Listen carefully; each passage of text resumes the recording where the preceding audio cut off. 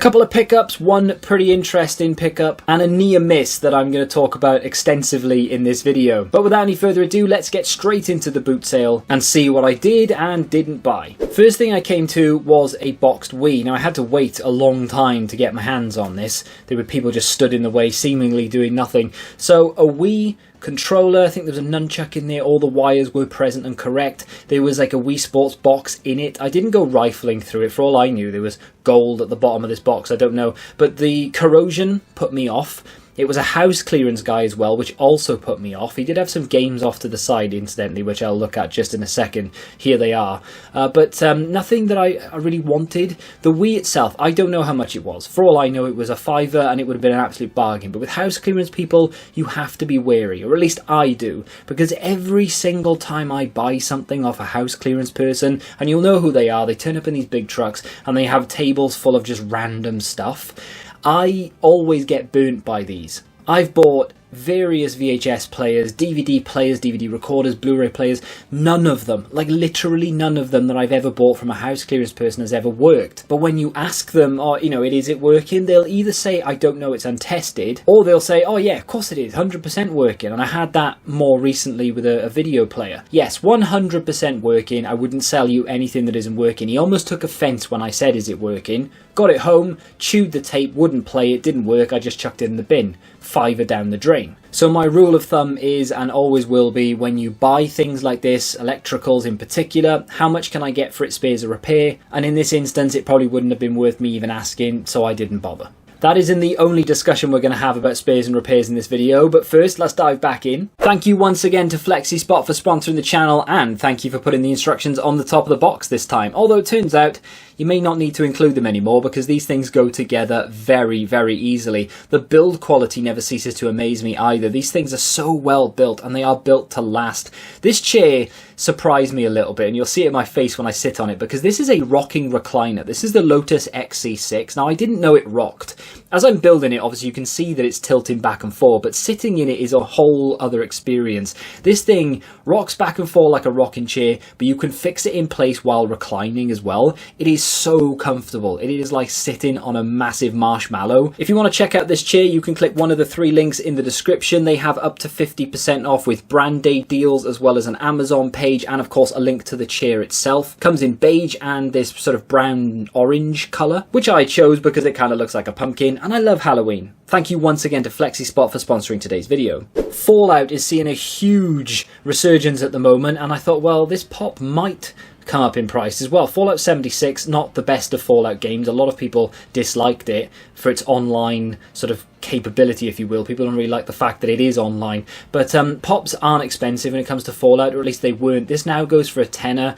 The person selling said that they wanted a $5. And the other Fallout item that I saw there was Fallout 4. Now I'm looking through these games, seeing if I can see anything that maybe is a promo copy or a game that I would really like to pick up for when I start collecting them. And I found Fallout 4. Now I know that CEX sell this for £6, and I know that I could probably put it in my collection, although to be fair I do have it in a steelbook version, or maybe I could trade it in or sell it myself. So I asked how much they were, and they wanted £4 a game, which was just way too much money for me to be paying. Yes, if you are looking to buy Fallout 4 at the moment on the Xbox One, that isn't bad, because the disc is probably in good condition. It's £6 in CEX. You can get it 4 in a boot sale. Why not? But for someone who's trying to flip it, not really enough there for me. Put it back, walked away. And then my controversy. I'm not going to show his face because I don't want to anger him, even though I should. This is a 60 gig PlayStation 3 backwards compatible console. These things are worth about £150 to £200, depending on condition and how they run and all the rest of it, right? Now, this guy selling is a reseller. I know this because he's there every single week.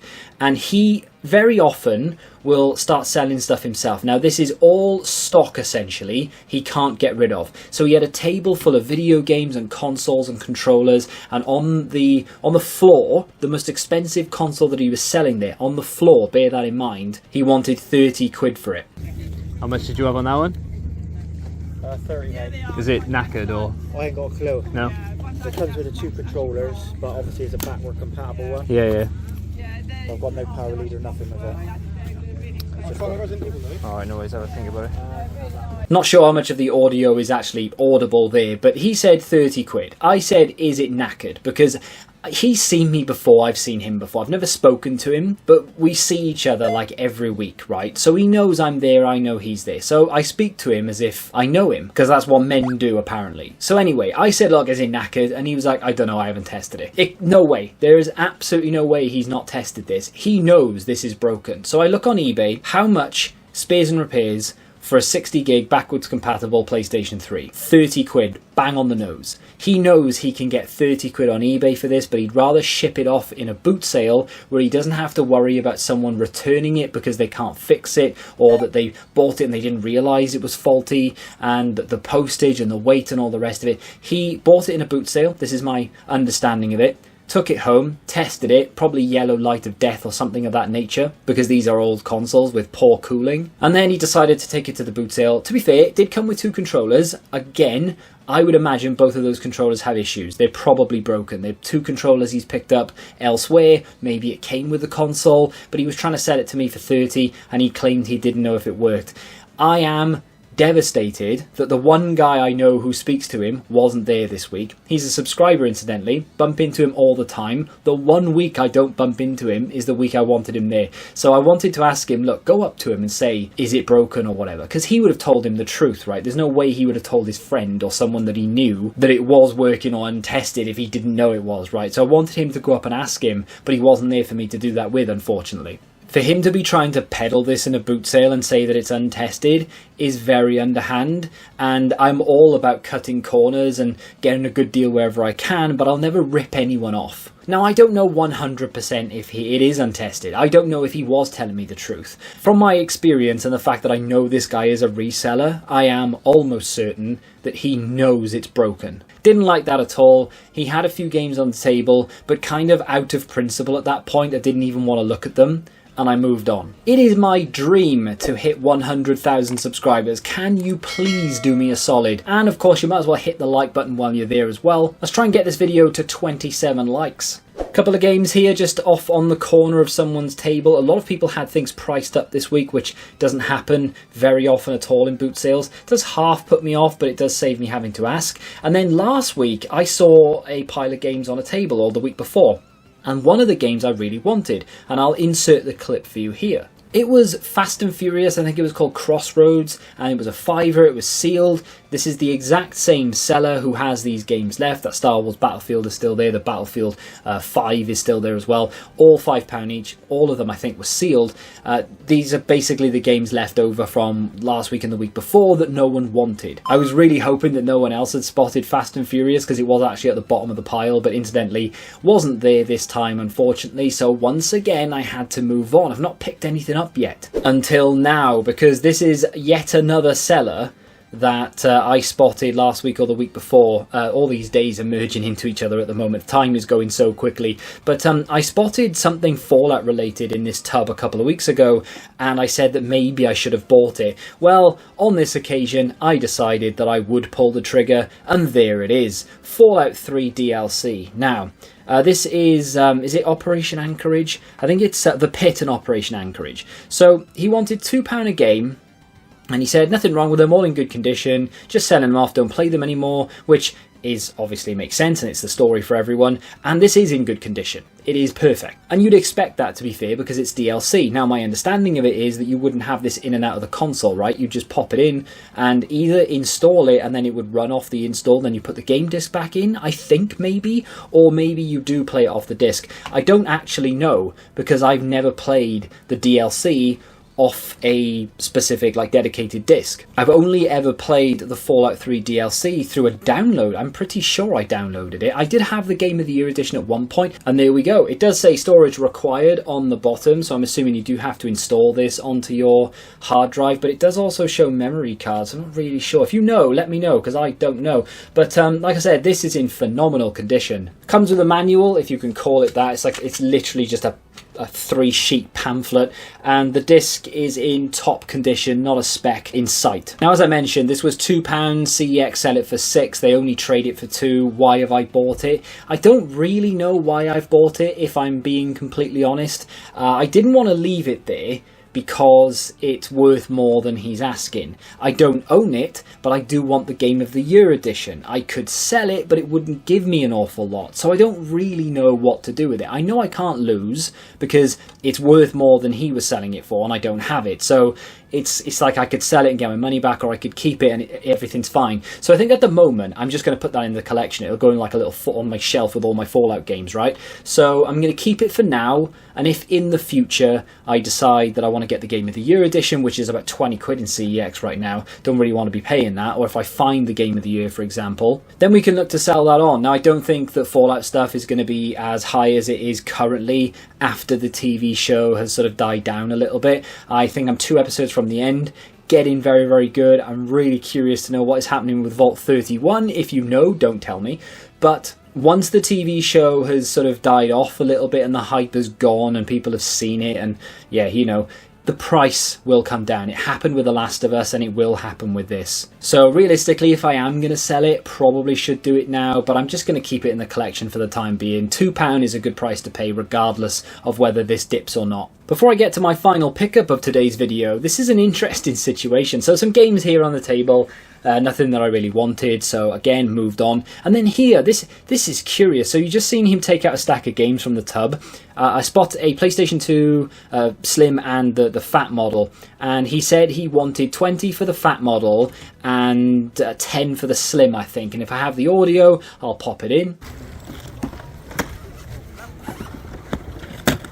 How much do you have on these? Sorry? How much is each of these? 20 and 10. Okay. And what about this one? £1 each. Now, I don't know if that's a good price to pay for either of those. I know that the Slim console is worth more than the Fat console, but you do need a specific power supply, of course, for the Slim. I have the Slim in the collection, so I know this firsthand. It took me months to find one of those in a random box in a boot sale somewhere, so I didn't want to have to buy that console and sit on it until I eventually found a power supply again. So on this occasion, I was like, look, I don't really want to be buying consoles without any wires or controllers that are close to the edge when it comes to money. You know, 20 quid for the Fat console. When I buy a controller on top of that, have to buy the lead for the AV lead as well, which is not a common cable really. It's going to cost money on top of everything else, right? And then how much am I really going to make off it? Off to the left, little stack of games. I said, how much are these? And he said, oh, they're £1 each. He didn't care about them. Oh, they're only £1 each. What about these consoles? Do you want these? I'll do you a deal. In the end, to be fair, he did say, like, I'll do you a deal on these two if you want. I think he offered me both for like 20, 25, which again is not a bad price to pay necessarily for those two consoles if they're working.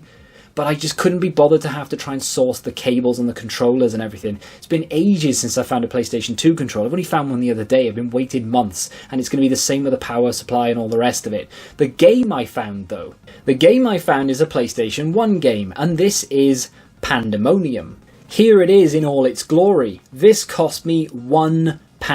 If you know how much this is worth, you would be thinking right now, hey, you've got a pretty good deal. I only know how much this is worth for one reason. My wife does not play video games at all. She likes Animal Crossing and she played that a fair bit during the pandemic when she bought a Switch, but apart from that one game, I have never known her to talk about any other video game apart from, you've guessed it, Pandemonium. Apparently this is the best game ever made and she lived on it as a kid. I've never played it and I know almost nothing about it. However, once when we were in a CEX store, forget which one it was, this was in one of the glass cabinets and she got really excited. And I said, oh, one day if I've got the credit, I might buy it for you if I find it. I don't expect her to ever play it if I'm honest, but at the time it was around £22 in CEX and that was platinum. Obviously, I don't know if it came with a manual or anything because they didn't really state that then. This, though, this is Black Label, which commands a little bit more money in most cases. But not only that, honestly, don't think this has ever been played. There isn't a scratch on the disc, which if you know PlayStation 1 games, you'll know that that is a very rare occurrence. And it is complete and in almost pristine condition. The manual is fantastic. It opens into the center where the staples are. This thing has never been flicked through almost. It is completely like stiff, like a brand new manual would be.